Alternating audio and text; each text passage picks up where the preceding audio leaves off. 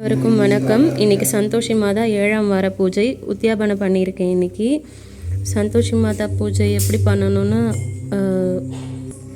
இன்றைக்கி அம்பாளுக்கு அழகாக பன்னீரால் ஃபோட்டோவை தொடச்சி குங்கும மஞ்சள் வச்சு பூ அலங்காரம் பண்ணியிருக்கேன். கலசம் வச்சுருக்கேன். கலசத்தில் பன்னீர், கிராம்பு, ஏலக்காய், பச்சை கற்பூரம், நாணயங்கள், காயின்ஸ் எல்லாமே வச்சு கலசம் அலங்காரம் பண்ணியிருக்கேன். ப்ளவுஸ் பீட் வச்சுருக்கேன்.